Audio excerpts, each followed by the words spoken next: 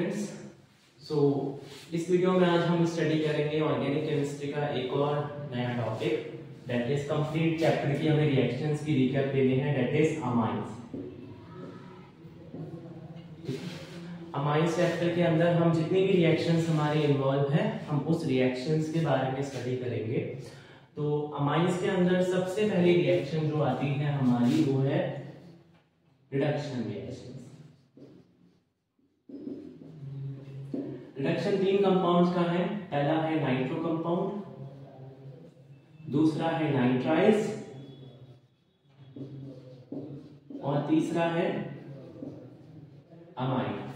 Nitro compound को हम reduce कर सकते हैं into amine by with the help of FeSCl, iron HCl और SnHCl, और नाइट्राइल को हम रिड्यूस कर सकते हैं इनटू अमाइन। रिडक्शन का मतलब होता है एडिशन ऑफ हाइड्रोजन और रिमूवल ऑफ ऑक्सीजन। तो बेसिकली हाइड्रोजन ऐड होता है और ऑक्सीजन रिमूव होता है। सेम चीज इसके अंदर हम हाइड्रोजन इन प्रेजेंस ऑफ निकल और sodium amalgam in presence of ethanol, दोनों में से कोई भी एक रिएजेंट, और अमाइन को हम कन्वर्ट कर सकते हैं with in presence of lithium aluminium hydride and water to give, यहाँ पर आएगा RCH2NH2 and RCH2NH2।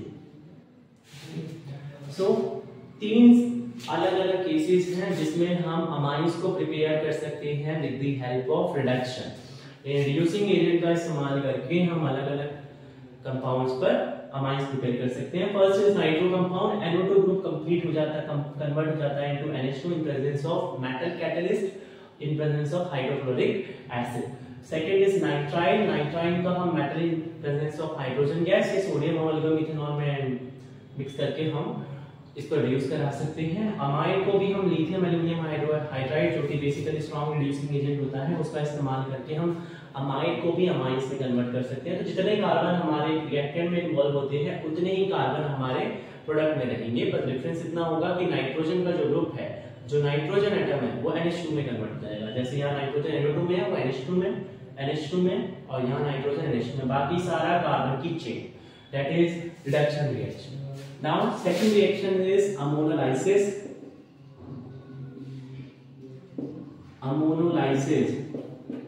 Ammonolysis reaction होती है जिसमें हम प्राइमरी अमीन को सेकेंडरी में, सेकेंडरी को टर्शियरी में, यानी एक अमाइन को हायर अमाइंस में कन्वर्ट कर सकते हैं। तो जैसे अगर मेरे पास कोई अल्काइल हैलाइड है RX, अगर मैं उसको अमोनिया के साथ रिएक्ट कराता हूँ NH3, RX को जब मैं NH3 के साथ रिएक्ट कराऊंगा तो एक X निकलेगा एक H निकलेगा और दोनों आपस में कंबाइन कर जाएंगे तो क्या बनेगा RNH2। तो माइनस HX किया और RNH2 बना, HX निकला RNH2 बना। This is our primary amine 1 degree, इसमें एक कार्बन की चेन होगी। लेकिन अगर इस प्राइमरी अमाइन को भी मैं फर्दर रिएक्ट कराता हूँ RX के साथ तो अगेन एक H निकलेगा एक X निकलेगा, तो हमारा क्या बनेगा RNHR। This is our secondary amine. फिर अगेन अगर मैं इसको रिएक्ट कराता हूँ RX के साथ, अगेन एक H निकलेगा एक X निकलेगा, बनेगा क्या RNRR, that is tertiary amine. और अगर मैं अगेन ये RX के साथ रिएक्ट कराता है तो अब की बार बनता है quaternary amine, that is 4 degree amine. This is quaternary amine. Okay, तो इस रिएक्शन का डिसएडवांटेज ये है कि ये रिएक्शन मल्टीपल प्रोडक्ट की फॉर्मेशन करता है, एक से ज्यादा प्रोडक्ट बनाता है। प्राइमरी, सेकेंडरी, टर्शियरी, क्वाटरनरी सब बनते हैं इसके अंदर। तो अगर मान लो मेरे पास, इनकी एग्जांपल भी देख लेते हैं। जैसे मेरे पास CH6 CN, जैसे मैं नाइट्राइल लिया था, अगर मैं इसको H2 निकल में डालता हूं तो क्या बनेगा CH3CH2NH2। अगर मैंने कोई अमाइड लिया लाइक बेंजामाइड लिया, बेंजीन लगा है जिसपे CONH2 ग्रुप लगा हुआ है, अगर उसको मैंने NiNH4 के साथ रिएक्ट कराया in presence followed by protonation तो मिलेगा CH2NH2, तो भी हमें मिलेगा अमाइन। ओके, अब सेम चीज इसका देखते हैं। अगर मेरे पास एक CH3Cl का कंपाउंड है अल्काइल हैलाइड जिसको मैंने अमोनिया के साथ रिएक्ट कराया, तो H निकला Cl निकला, क्या बनेगा CH3NH2। फिर इसको अगर मैंने फिर अगेन रिएक्ट कराया, अगर इसको मैंने C2H5Cl के साथ, तो एक H निकलेगा, एक Cl निकलेगा, बनेगा क्या CH3NH, C2H5। फिर अगर मैंने इसको अगेन रिएक्ट कराया बेंजीन के बेंजाइल क्लोराइड के साथ, तो अगेन Cl निकलेगा, H निकलेगा और प्रोडक्ट क्या बनेगा CH3N, उसके साथ लग जाएगा CH2 और बेंजीन की रिंग, और साथ में बनेगा हमारा C2H5। तो हम प्राइमरी, सेकेंडरी एंड टर्शियरी कोई भी अमाइन फॉर्म कर सकते हैं with the help of ammonolysis reaction. तो ये थी हमारी सेकेंड रिएक्शन जिसके जरिए हम अमाइंस को प्रिपेयर कर सकते हैं। नेक्स्ट तो दो रिएक्शंस हैं, वो बहुत ही इंपॉर्टेंट मेन रिएक्शंस हैं। First is our Gabriel phthalimide synthesis.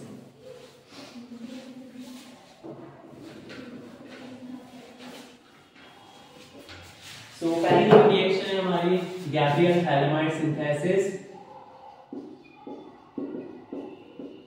Gabriel phthalimide synthesis.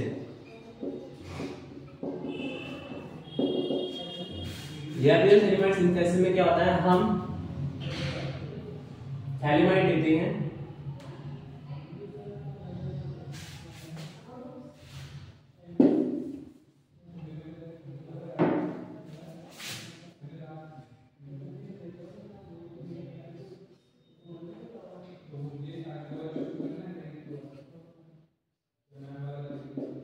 This is our phthalimide.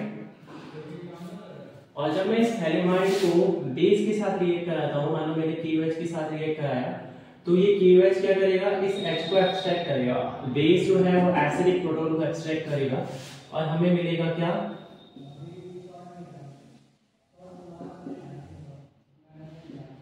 Protonation हो जाएगा हमारा और हमें मिलेगा N-K+। OH ने H लिया, वाटर का लॉस हुआ, K बचा वो यहाँ पर आ गया। बाद में इसमें जब मैं RX के साथ रिएक्ट कराता हूँ, R मतलब कार्बन की चेन जिसके साथ एक हैलोजन लगा है, अल्काइल हैलाइड, तो ये R पे अटैक करेगा, X निकलेगा, तो यानी K की जगह पर अब क्या आ जाएगा, अब आ जाएगा K की जगह पे R। तो हमारे पास जो ग्रुप बना दैट इज अवर NR। और जब हम इसका हाइड्रोलाइसिस करा देते हैं वाटर के साथ, इसको हम रिएक्ट करा देते हैं इन प्रेजेंस ऑफ एसिड, तो ये हमें कन्वर्ट, हमारे जो दो बॉन्ड्स हैं ये ब्रेक होके अमाइन में कन्वर्ट हो जाता है, that is primary amine, and हमें मिल जाता है थैलिक एसिड। सो बेसिकली जो गैब्रियल थैलेमाइड सिंथेसिस है उसका इस्तेमाल करते हैं ओनली प्राइमरी अमाइंस को फॉर्म करने के लिए। सेकेंडरी अमाइन हम फॉर्म नहीं कर सकते, ना ही टर्शियरी अमाइन कर सकते हैं। थैलेमाइड इस्तेमाल करते हैं बेस के साथ, वो प्रोटोनेशन डीप्रोटोनेशन करके अमाइन में उसको एनायन में कन्वर्ट करता है और वो SN2 रिएक्शन शो करता है, सब्स्टिट्यूशन आर्गो करता है, which on hydrolysis gives primary amine. Fourth reaction है हमारी दैट इज हॉफमैन ब्रोमामाइड।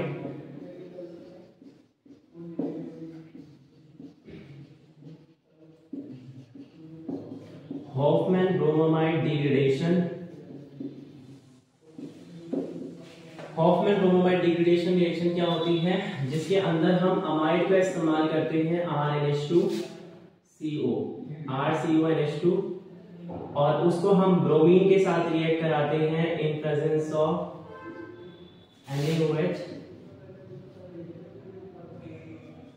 और फिर वो हमें इसके अंदर एक कार्बन डिग्रेड हो जाता है, एक कार्बन कम हो जाता है, जो CO ग्रुप है वो हट जाता है और उसकी जगह पर हमारे पास जो बचा हुआ ग्रुप है वो आपस में कंबाइन कर जाते हैं। प्राइमरी अमीन मिलता है हमें अगेन RNH2 और साइड में हमें मिलता है NaBr plus Na2CO3 sodium carbonate.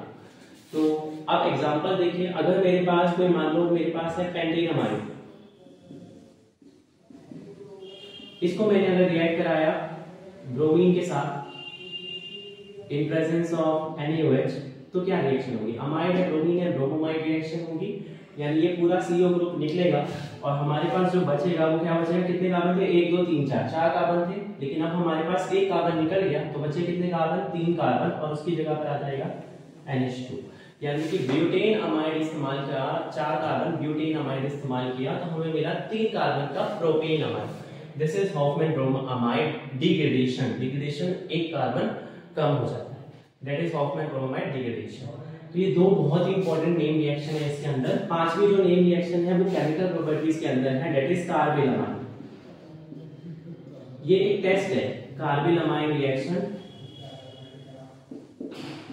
जो कि एक्चुअली में टेस्ट है फॉर प्राइमरी अमाइन। अगर 1 डिग्री अमाइन का टेस्ट करना है तो हम कार्बिलमाइन टेस्ट का इस्तेमाल कर सकते हैं। कार्बिलमाइन क्या होती है, हम प्राइमरी अमाइन यूज करते हैं 1 डिग्री और उसको क्लोरोफॉर्म और KOH के साथ रिएक्ट कराते हैं तो वो हमें आइसोसाइनाइड की फॉर्मेशन करता है, RNC प्लस में KC है।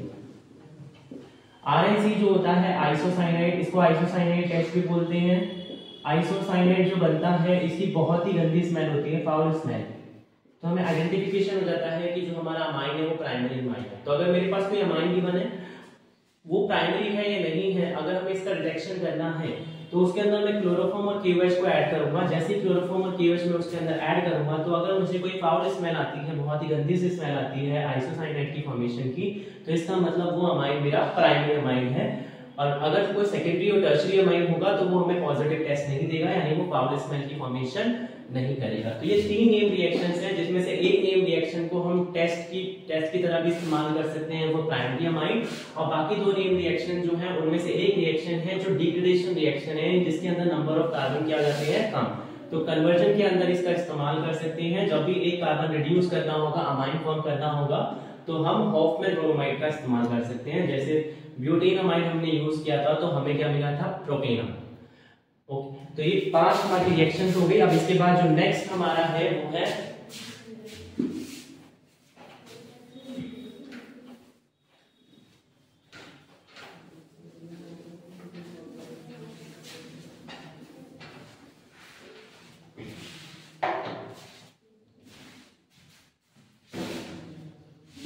Sixth reaction.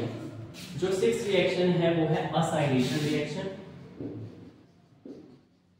असाइलेशन का मतलब है हम किसी भी अमाइन को, चाहे वो प्राइमरी अमाइन हो सेकेंडरी अमाइन हो, उसको जब हम असाइल ग्रुप के साथ RCOX के साथ रिएक्ट कराते हैं तो इसमें भी सेम चीज होगा, H निकलेगा, X निकलेगा और बचा हुआ ग्रुप जो है वो आपस में जुड़ेगा। तो H निकला तो क्या बना, RNH बचा, और यहाँ से X निकला तो क्या बचा, CO। तो हमें मिल जाता है ये।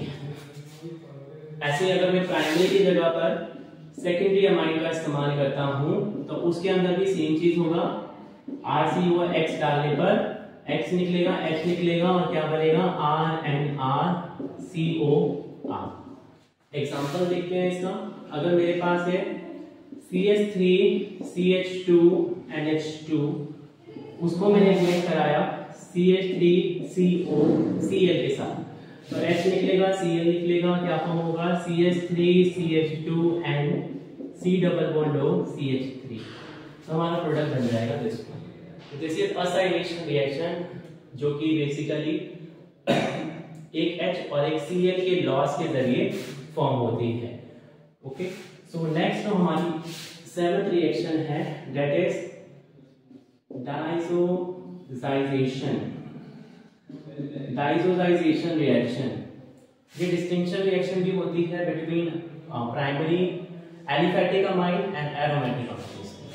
तो अगर मेरे पास कोई भी प्राइमरी अमाइन है 1 डिग्री अमाइन, उसको जब मैं रिएक्ट कराता हूँ नाइट्रस एसिड HNO2 के साथ, या फिर मैं NaO2 और HCl का मिक्सचर यूज कर लूं बिटवीन 0 to 5 डिग्री सेल्सियस, तो जो NH2 ग्रुप हो जाता है वो कन्वर्ट हो जाता है N2+Cl नेगेटिव ग्रुप में। This is diazonium salt.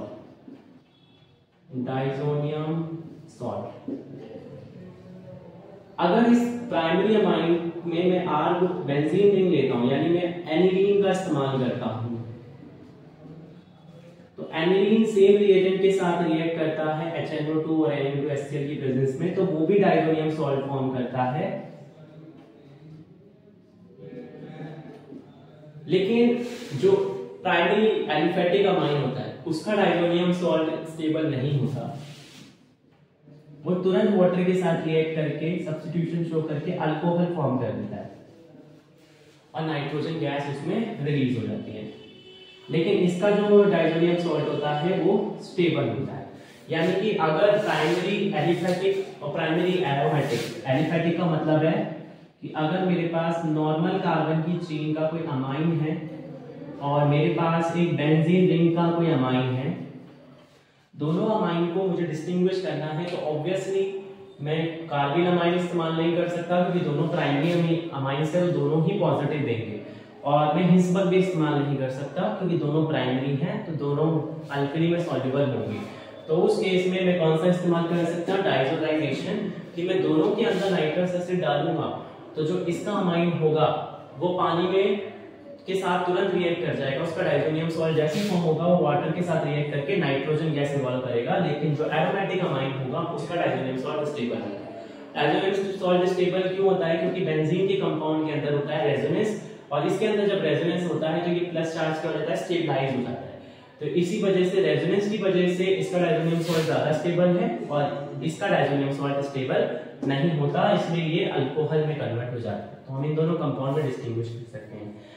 इस डाइसोनियम सॉल्ट को डिटेक्शन का फर्दर टेस्ट होता है, दैट इज कपलिंग रिएक्शन, कि अगर मैं इसी को फिनॉल के साथ रिएक्ट करा देता हूं या फिर मैं एनिलीन का भी इस्तेमाल कर सकता हूं, तो जो कंपाउंड है फिनॉल की जो पैरा पोजीशन है उस पर ये ग्रुप अटैच हो जाएगा वहां से। यानी कि पहले मैंने ड्रॉ किया डाइसोनियम सॉल्ट का N2 N double bond N, और ये N डबल बॉन्ड N इसकी फिनॉल की पैरा पोजीशन पे बाइंड कर जाएगा, तो ये मुझे मिलेगी एजोडाई, ऑरेंज या फिर रेड कलर की डाई मिलेगी, और इस रिएक्शन को बोलते हैं कपलिंग रिएक्शन।